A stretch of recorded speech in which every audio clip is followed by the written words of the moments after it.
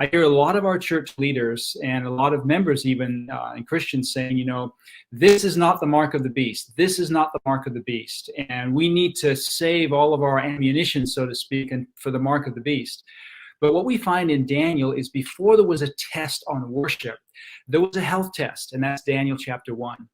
That's where we are now in principle, because a lot of these prophets wrote for our time upon whom the end of the world are come. That's what we're told in 1 Corinthians chapter 10. And so we need to recognize that all these prophecies of the past that have had fulfillment have principles, ideals that help us to navigate the present and the future. Daniel tells us that before there was a worship test, there was a health test. That's where we are now. And if we're not going to stand during this health test, how are we going to stand during the worship test? Now, the book of Daniel is understood to be a twin of the book of Revelation. In fact, they connect together in so many ways. They talk about the same powers, earthly powers, the lion, the bear, the leopard, and the terrible beast, all outlined in Daniel chapter 7 specifically, and again in different symbols in chapters 2 and 8 and 11. And then connecting to Revelation chapter 13, which is really significant, really powerful, because Revelation chapter 13 describes two earthly powers. They're described as beasts because that's a symbol of an earthly power. Two earthly powers that work together in the end of time. And I want to read to you just a couple of verses. Revelation chapter 13, verse 11. And I beheld another beast coming up out of the earth. He had two horns like a lamb, and he spake as a dragon. All right, we're going to stop right there, because what we're recognizing in this verse is a transition.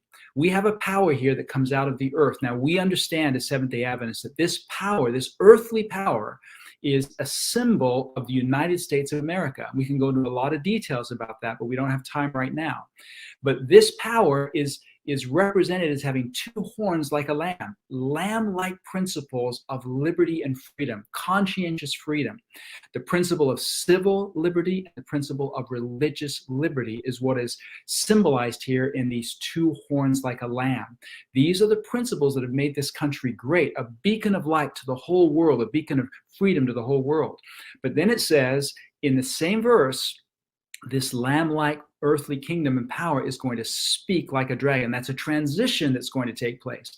Now, we haven't gotten to verse 12 yet. We haven't gotten to verse 13 yet. We haven't gotten to verse 14 yet. We haven't gotten to the mark of the beast yet. We haven't gotten to the enforcing so that no man can buy or sell yet. We're still in verse 11. That's where we are right now in prophetic history. We're in verse 11. And verse 11 says there's a transition that's taking place, that this earthly power that was lamb-like, freedom of religion, freedom, civil religion, freedoms, freedom of speech, freedom to assemble, etc. Those are going to change into a dragon-like powers, dragon-like principles. And that's the transition we see taking place in America right now. And for our church to be silent on this, for our fellow Christians to be silent on this is absolutely unacceptable. It's completely unacceptable. We need to recognize that prophecy right now is fulfilling. Now, we're not at the mark of the beast yet. We've said that several times, but here are brave people who are already feeling the dragon-like voice, and they are already sensing, they're already experiencing the consequences of that dragon-like voice, even though we haven't got to the issue of worship yet. Jesus tells us the same thing in Matthew chapter 24. We want to look in Matthew chapter 24, and there's three basic stages of development that take place. Matthew chapter 24 is one of those end time chapters that parallels the book of Revelation and the book of Daniel.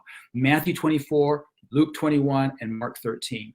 The three stages of deception are earmarked by Christ's warning not to be deceived. The first one is in Matthew 24, verse 4. Many will arise, many false prophets will arise, many will arise saying, I am Christ, and deceive many. Don't be deceived. Matthew 24, verses 4 through 11 is the first stage of development, actually verses 4 through 10. In that stage, it reads like a newspaper. Let me just read you a few of the verses here. So powerful. And Jesus answered, verse 4, and said unto them, take heed that no man deceive you, for many shall come in my name, saying, I am Christ, and shall deceive many. And you will hear of wars and rumors of wars. That's what we're hearing right now. We've been hearing that. See that you be not troubled, for all these things must come to pass, but the end is not yet. For nation shall rise against nation, kingdom against kingdom. There shall be famines and pestilences and earthquakes in different places.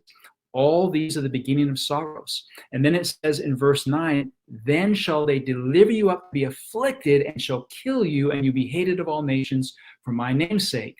And then many shall be offended and betray one another and shall hate one another. Doesn't that read like the news today, what's happening in our world today? And that word pestilence, which is actually missing from a lot of modern translations, but it's there in the King James and the New King James, that word pestilence means a disease. A pestilence that is going to cause people to be afflicted, and that word afflicted means to be pressured. So what we see here taking place is the first stage of deception. We're not at worship yet. We're not at the Sabbath issue yet. We're not at the abomination of desolation yet. That's in the second stage, in verses 11 all the way down through verse 23. But in this first stage, we are there. Matthew chapter 24 gives us 3 stages of deception, and we're in the first one.